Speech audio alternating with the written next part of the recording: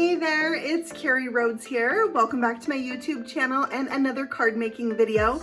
In today's video, we're going to see if we can make quick and easy cards that are still cute. We're going to be using some Mini-Slimline cover plate dies to do that from Trinity Stamps, and I'm going to give you some of my tips and tricks for making quick and easy cards.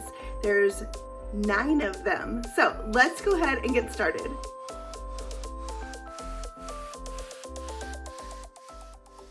We're jumping right in with tip number 1. Start with something easy. I am starting with a 12 by 12 piece of cardstock. I cut it into 4ths. I scored each of those pieces in half, and now I have 4 Mini-Slimline cards that are 3 inches by 6 inches. Of course, you could maybe start with that or pre-cut note cards that you maybe already have. Tip number 2 is use what you have, don't hoard it. I have all of these gel press prints. I love making them. I make so many at once, so I tend to get quite a collection. So I try to use them whenever I can, and they make for quick cards because it's already done waiting for me to use it.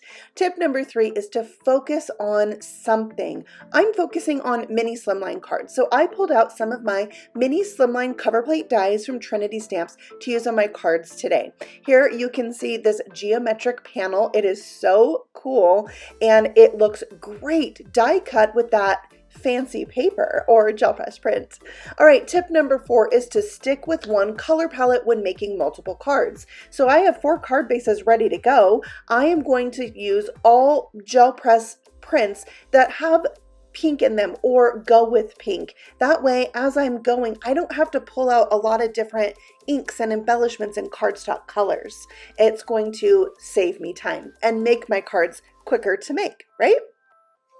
Here I am showing you the gel press prints that I'm using and the Mini-Slimline cover plate dies, which like I said, are all from Trinity Stamps, and I will have them linked for you below if you want to check them out. All of them are 3 by 6 inches, so they're going to cover your Mini-Slimline card perfectly.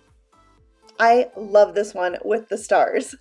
All right, tip number 5 is to use the assembly line style.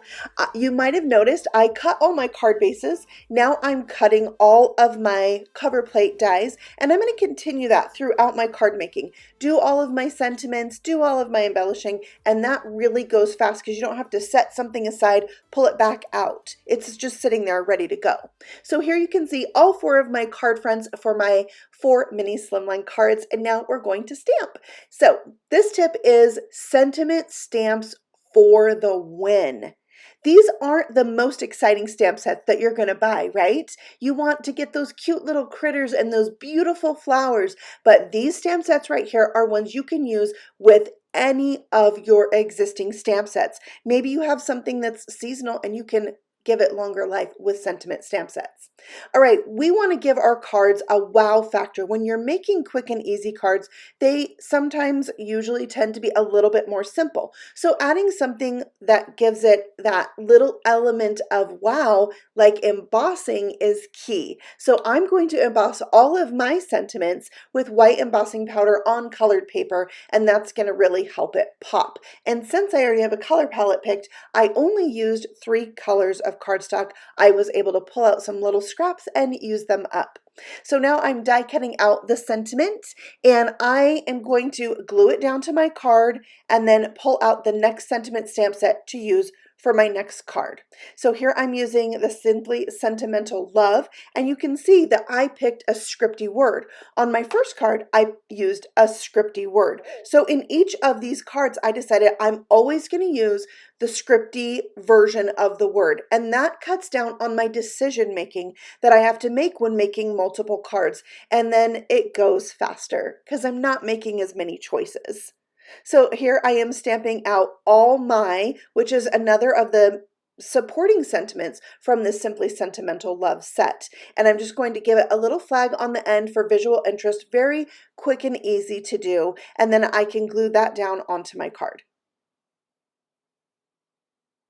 Okay, so now moving on to the third card, I am doing Hello. Again, I picked the scripty word and embossing it with white powder. Now, Another thing that is a wow factor on cards would maybe be to do hot foiling or something metallic.